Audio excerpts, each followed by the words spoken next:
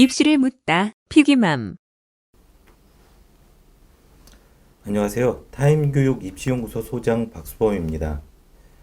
오늘 다룰 주제는 2023학년도 서울대 입시 전형안에 관련된 내용인데요. 원래는 이 주제를 안 다룰 생각이었습니다. 이유가 뭐냐면, 가장 중요한 요소 중에 하나인 모집 정원이라든지 이런 부분에 대한 발표가 없었거든요. 그래서 이거는 좀 자료 자체가 부실하고 발표도 부실하니까 좀 나중에 다루자라고 생각을 하고 있었는데, 최근에 굉장히 많은 분들이 이 부분에 대한 내용을 다루면서 굉장히 많은 착각이랑 오해를 불러일으킬 만한 내용들로 주장을 하고 계시더라고요. 그래서 솔직히 말씀드리면 약간 실망도 하고 어떻게 이렇게까지 고민을 안 하는지에 대한 답답함도 있어서 정확하게 내용에 대한 분석하는 방식에 관련된 거라든지 오류를 좀 지적을 해야 되지 않을까 싶어서 이 방송을 기획을 하게 됐습니다. 물론 이제 얘기 끝에 보시면 아시겠지만 서울대가 정확한 전형계획안을 발표하기 전까지는 이게 주장일 수는 있습니다. 하지만 입시를 한다라고 하는 게 아이들의 미래에 관련된 거를 책임지고 조언을 해준다라는 입장에서 보면 가장 기본적인 공부하는 방식에 관련된 거는 대입을 연구하는 사람들은 좀 고민을 해야 된다. 이런 취지, 이런 것들 때문에 말씀을 드리는 거니까 내용을 좀 끝까지 한번 좀 봐주시면 어떤 얘기를 하는지 이해는 하실 수 있을 겁니다. 그래서 일단 첫 번째 보시면, 발표 내용에 대한 거가 여러 가지 내용이 있어요. 내용이 있는데 가장 쟁점이 될 만한 것들에 대한 거를 간략하게만 설명을 드려보면, 보시면 이제 수시 지역균형 선발 전형 같은 경우 일괄합산 전형이었다가 단계별 전형으로 바뀌었다라고 얘기를 하고요. 사람들이 많이 얘기하는 게 그렇습니다. 또 하나가 수능 최저 학력 기준이 완화됐다라는 겁니다. 그러면서 3개 영역 이상 2등급. 그러니까 3개 과목에서 2등급을 받아야 된다라는 게 3개 영역 등급하고 7등급이 됐다. 그러니까 원래대로 따지면 2 최소 받아야 되는데 2, 3 그러니까 완화됐다. 이것만 얘기를 하거든요. 근데 정작 중요한 건 사실 따져보면 여기에 나와 있는 서류, 지역균형 선발 전형에서 1단계에서 서류 평가만 가지고 3배수를 선발한다 합니다. 이게 왜 문제가 되냐 하면 다음 걸 보시면 이게 올해 21학년도 서울대 수시 경쟁률 중에서 지역균형 선발 전형을 단순한 표를 일단 나타낸 겁니다. 예를 들면 인문대학 같은 경우에는 광역으로 뽑으니까 이게 맞는데 사회과학 대학이나 대부분의 대학들은 다 과로 뽑거든요. 그래서 이건 그냥 단순 평균이라고 생각하시면 될 텐데 여기에 보시면 올해 같은 경우에 서울대 지역균형 선발 전형 모집 인원이 761명이었습니다. 그리고 실제로 각 고등학교에서 2명씩 추천을 받았죠. 그 아이들이 원서 쓴 게 2,300명 정도였어요. 그러면 보시면 최종 경쟁률 평균 단순하게 내보면 3.09대 1입니다. 그럼 앞으로 다시 한 번만 잠깐 가보시면 여기에 보면 어차피 원서 쓴 애들이 3대 1 정도뿐이 안 돼요. 근데 1단계에서 정확하게 보시면 서류만 가지고 3배수를 뽑겠다 이렇게 얘기하고 있는 거거든요. 뭔가 좀 이상하지 않으세요? 근데 이 부분에 대한 걸 지적하는 분들이 한 분도 안 계세요. 이유가 뭘까에 대한 것들을 여러 가지로 생각을 해볼 수 있는데요. 그거를 생각해 보기 전에 하나만 더 보시면 이게 내년 겁니다. 2022학년도 서울대 모집 인원에 관련된 건데 수시 모집에서 지역균형 선발 전형 몇 명 뽑는지 한번 보시겠어요? 664명입니다. 그러니까 21학년 올해에 비해서 97명이나 줄었어요. 단순하게 숫자만 비교를 해보면 일반 전형에서는 94명이 줄었으니까 비슷하게 준 거 아니냐 이렇게 생각하실 수 있는데 간단하게 말씀드리면 지역균형 선발 전형이나 일반 전형이나 모집 인원이 2~3배 이상 차이가 납니다. 그 얘기는 뭐냐면 어디에서 훨씬 더 많이 줄였다? 지역균형 선발 전형에서 많이 줄였답니다. 또 하나 아까 말씀드린 것처럼 앞부분에서 보시면 3.09대 1, 2,300명 정도가 지원했을 때 3.09대 1 이렇게 나와 있잖아요. 근데 문제는 뭐냐면 750명대였다가 664명이니까 100명이 준 겁니다. 그럴 경우에 실제로 인원은 100명이 줄었다라고 한다면 그 인원수가 어떻게 될 거냐에 대한 거 생각을 당연히 해봐야 되거든요. 근데 이 부분에 대한 질문을 하시는 분들은 없었고 설명을 하시는 분들도 없었습니다. 그러면 이 부분을 종합적으로 한 번만 생각을 해보면 왜 서울대가 수시 지역균형 선발 전형에서 1단계의 3배수를 뽑겠다라는 의도가 뭔지에 대한 거를 얼마든지 생각해 볼 수 있습니다. 일단 이유가 뭘까요? 간단하게 생각해 보시면 2023학년도에 수시에서 지역균형 선발 전형의 모집 인원은 훨씬 더 줄이겠다 이렇게 보시는 게 맞을 겁니다. 수시에서요. 그럴 경우엔 아까 말씀드린 것처럼 고등학교에서 추천을 2명씩 받는다. 이거 일상화되어 있거든요. 굉장히 오래된 얘기입니다. 그러니까 2,300명 정도가 지원한다라는 게 변동이 없을 거예요. 근데 그 전에는 평균 3대 1이었다가 인원이 줄면 일단 당장 내년에 조금 더 경쟁률이 올라가겠죠? 왜? 원서 쓰는 애들 추천받아서 원서 쓸 테니까. 근데 100명이 줄었기 때문에 실제로 경쟁률의 변동이 있을 거고 제가 생각하기에 2023학년도에는 수시에서 지역균형 선발 전형 모집에 실제로 좀 더 줄 겁니다. 이 얘기를 굳이 말씀드리는 이유 중에 하나가 뭐냐면 정시에서 지역균형 선발 전형을 모집하겠다. 그리고 일반 전형 다시 하겠다라고 얘기했을 때 거기에서 뽑는 인원이 새롭게 배정받은 게 아니거든요. 이게 무슨 간단하게 말씀드리면 수시에서 빼서 정시로 옮기는 겁니다. 일반 전형도 마찬가지일 겁니다. 모집 정원이 1686명인데 지원 인원이 11,000명 정도가 됐어요. 그래서 실제로 6.85대 1이거든요.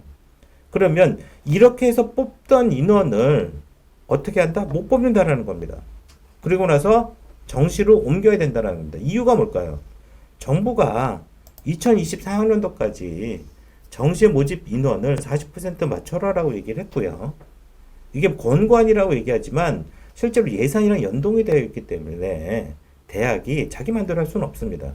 또 하나 거기에 대한 여러 가지의 인센티브를 제공하면서 조기 달성을 유도하겠다 이렇게 얘기하고 있거든요. 그래서 실제로 2022학년도에는 그 서울에 있는 주요 대들 같은 경우 대부분 다 40% 비슷하게 맞췄어요.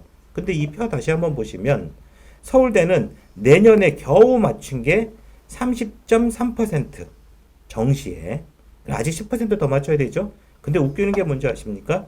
예를 들면 이런 겁니다. 미술대학이나 음악대학 같은 경우 정시 모집 인원이 굉장히 많이 늘은 편이죠. 뽑는 인원에 비하면 어쨌든 간에 늘었다라고 생각을 하시는 게 맞을 겁니다. 늘리다 안 되니까 다른 방법을 찾아야 돼요. 그러면 전체적인 서울대 구도는 이해가 되시나요? 간단하게 말씀드리면 서울대 정시 지역균형 선발 전형 이렇게 되겠는데 여기도 똑같이 고교별 추천 2명을 받는다 이런 의미잖아요. 근데 여기서 모집 단위는 일부만 하는 거로 되어 있고 전형 과목은 수능 60점, 교과 평가 40점 이렇게 되어 있습니다. 이거는 그냥 100점 만점으로 계산하겠다라는 거고요. 그리고 나서 다시 보시면 여기에서 어떤 방식으로 점수 줄지가 나와 있습니다. 보시면 교과도 넣겠다라고 얘기하는데 중요한 건 뭐냐면 이게 정량적 평가가 아닙니다. 정성적 평가라고 되어 있거든요. 그 얘기는 임의적인 형태로 점수 줄 수 있는 가능성이 굉장히 많습니다. 더더군다나 앞부분에서 40점이라고 되어 있던 것 중에 기본 점수 30점을 주겠답니다. 그리고 나서 AA, AB, BB 이런 식으로 해서 10점의 점수를 이런 식으로 차등 아이들한테 부여하겠다 이런 얘기거든요. 근데 잘 생각해 보십시오. 서울대를 정시에 쓰는 아이들이 거기에도 마찬가지로 고교별로 2명씩 추천을 받는 거지 않습니까? 수시에서 추천을 받는 아이들도 있고 정시에서 추천을 받는 아이들도 있습니다. 근데 그 아이들이 이런 식의 CC 해갖고 점수를 전혀 못 받는 이런 형태의 점수를 받을 가능성이 있을까요?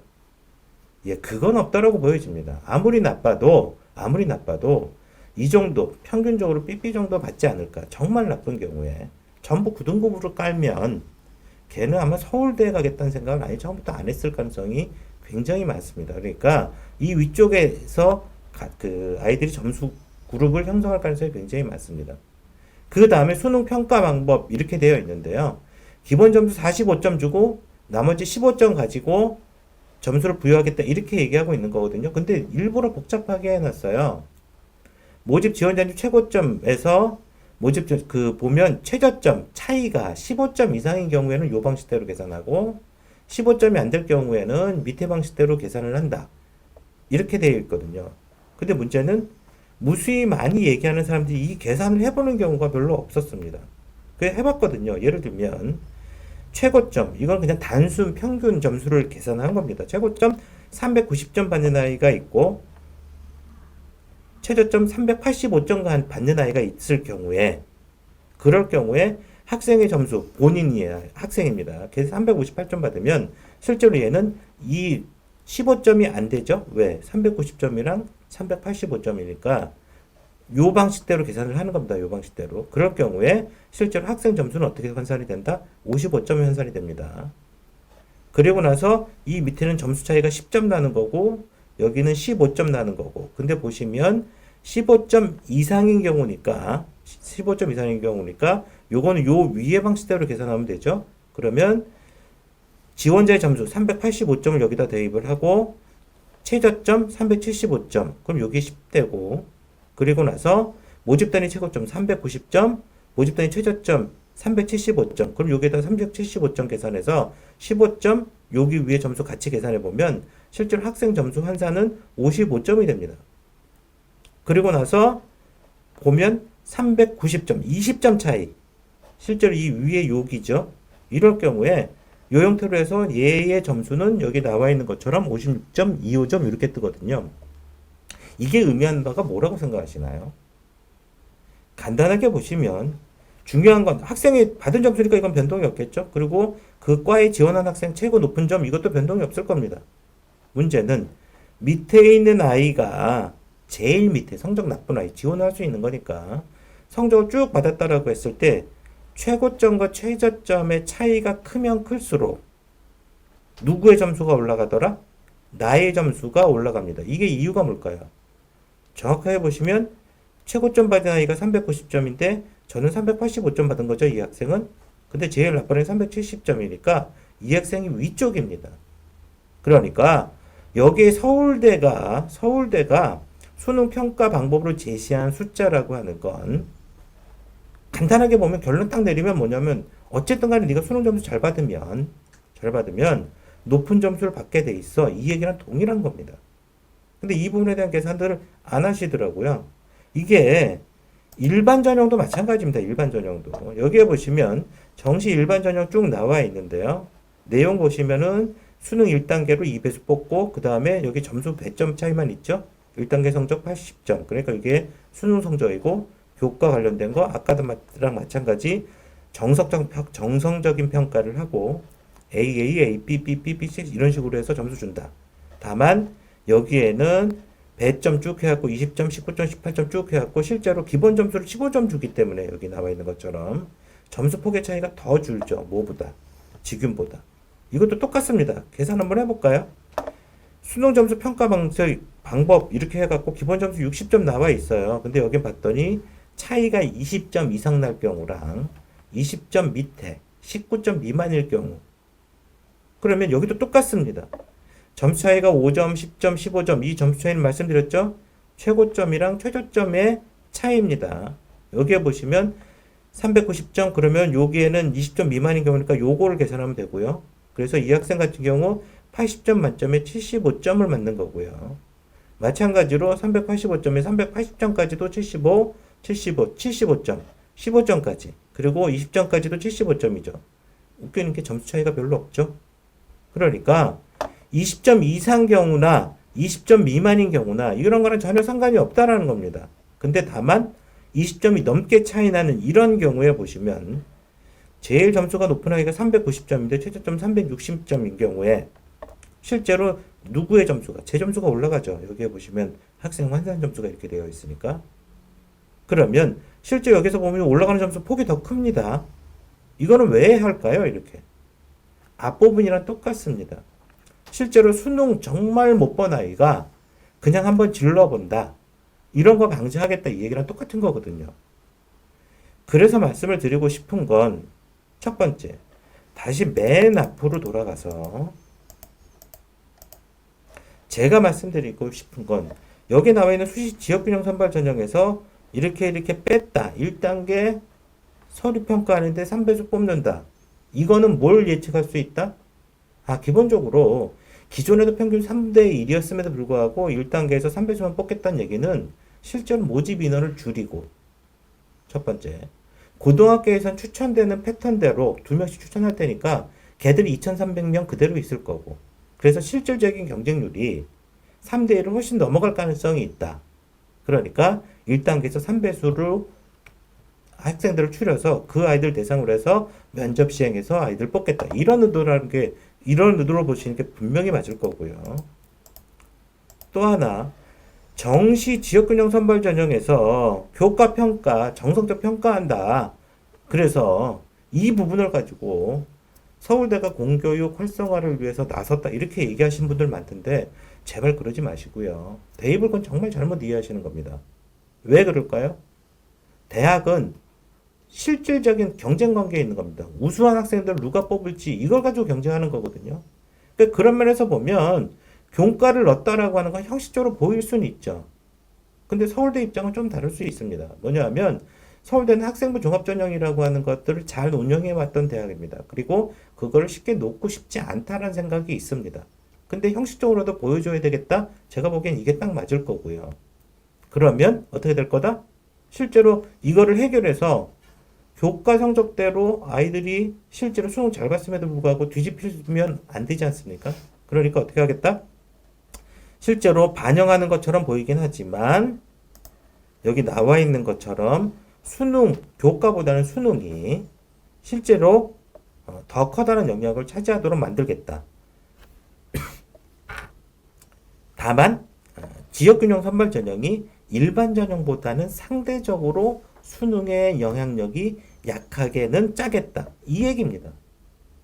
서울대가 서둘러 발표를 하면서 사실은 잘 보시면 아시겠지만 모집 인원에 대한 거 발표를 안 했어요. 이거 굉장히 치사한 겁니다. 따지고 보면.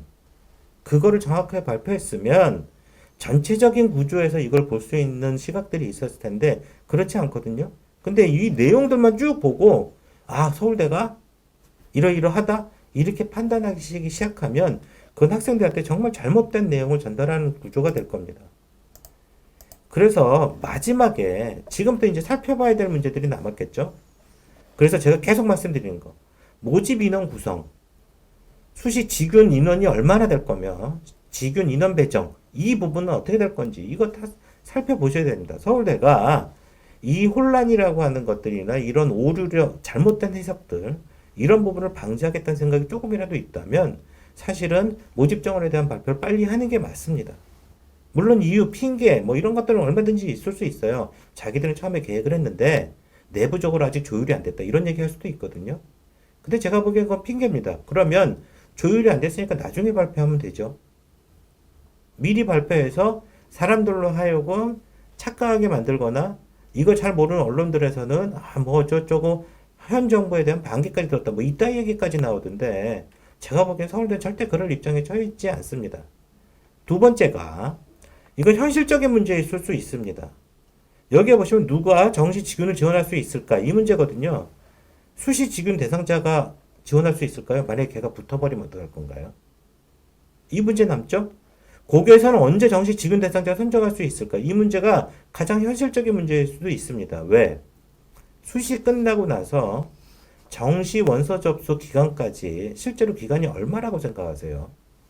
올해 같은 경우 굉장히 왜곡되어 있는 구조지만 올해 같은 경우에도 12월 23일 날 성적 발표되고 나서 12월 보통 27일까지 원서 접수를 끝내게 되어 있습니다.